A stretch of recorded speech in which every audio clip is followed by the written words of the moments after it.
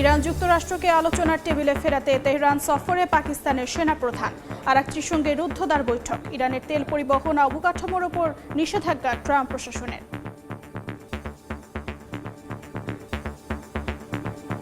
And it's obviously in the best interest of Iran to meet the president's demands. I think he's made his red lines in these negotiations very clear.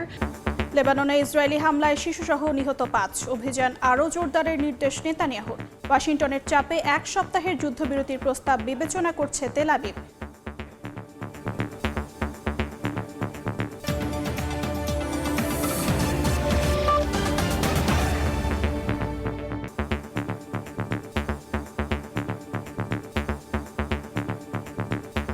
আন্তর্জাতিক সময়ের সঙ্গে আছি আমি অর্জিতা শেহসিন।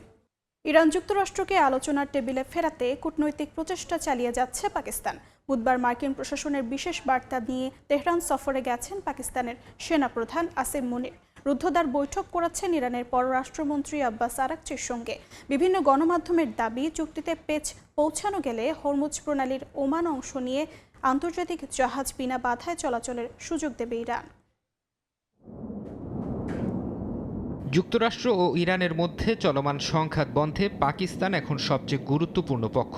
সেই লক্ষ্যে উচ্চ পর্যায়ের বৈঠক করতে বুধবার তেহরান পৌঁছান পাকিস্তানের সেনাপ্রধান ফিল্ড মার্শাল আসিম মুনির ও স্বরাষ্ট্রমন্ত্রী মোহসিন নাকভি। বিমানবন্দরে তাদের স্বাগত জানান ইরানের পররাষ্ট্রমন্ত্রী আব্বাস আরাকচি।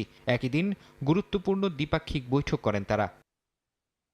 বিভিন্ন গণমাধ্যমের খবর, আলোচনার টেবিলে তেহরান একটি নতুন প্রস্তাব দিয়েছে যা বিশ্ব অর্থনীতিতে স্বস্তি ফেরাতে পারে। ইরান জানিয়েছে একটি চূড়ান্ত চুক্তিতে পৌঁছানো গেলে হরমুজ প্রণালীর ওমান অংশ দিয়ে আন্তর্জাতিক জাহাজগুলোকে বিনা বাধায় চলাচলের সুযোগ দেয়া হবে। গেল 28 ফেব্রুয়ারি যুদ্ধ শুরুর পর থেকে প্রণালীটির নিয়ন্ত্রণ নিয়ে যে অচলাবস্থা তৈরি হয়েছিল, এই প্রস্তাব তা নিরসনের প্রথম দৃশ্যমান পদক্ষেপ। বর্তমানে প্রায় 200 জাহাজ এবং হাজার হাজার নাবিক পারস্য উপসাগরে আটকা পড়ে আছেন। কূটনৈতিক অঙ্গনে এখন আলোচনার কেন্দ্রে ইরান যুক্তরাষ্ট্র পরবর্তী সরাসরি সংলাপের স্থান ও সময়। হোয়াইট হাউস জানিয়েছে দ্বিতীয় দফার এই বৈঠক ইসলামাবাদেই অনুষ্ঠিত হতে পারে। যুদ্ধবিরতির মেয়াদ বাড়াতে যুক্তরাষ্ট্র আনুষ্ঠানিকভাবে অনুরোধ করেছে, এমন খবর সত্য নয় বলেও দাবি মার্কিন প্রশাসনের। We feel good about the prospects of a deal. The president mentioned that in his interview yesterday, and it's obviously in the best interest of Iran to meet the president's demands. I think he's made his red lines in these negotiations very clear to the other side, and so we are continuing to see how these conversations go. শান্তি আলোচনা এগিয়ে নেয়ার মধ্যেই ইরানের ওপর অর্থনৈতিক চাপ বাড়িয়েছে যুক্তরাষ্ট্র। বুধবার মার্কিন অর্থ মন্ত্রণালয় ইরানের তেল পরিবহন অবকাঠামোর ওপর নতুন করে নিষেধাজ্ঞা জারি করেছে। দেশটির সর্বোচ্চ নেতার ঘনিষ্ঠ মহলের সাথে যুক্ত 2 ডজন ব্যক্তি ও প্রতিষ্ঠানের ওপর এই কড়াকড়ি আরোপ করা হয়। মার্কিন অর্থমন্ত্রী স্কট বেসেন্ট সাফ জানিয়েছেন, ইরানের তেল চোরাচালান ও প্রক্সি নেটওয়ার্ক পুরোপুরি বন্ধ না হওয়া পর্যন্ত এমন কঠোর ব্যবস্থা অব্যাহত থাকবে। একই সঙ্গে তিনি জানান, ইরানের তেলে নিষেধাজ্ঞা ছাড়ের মেয়াদ আর বাড়াচ্ছে না যুক্তরাষ্ট্র।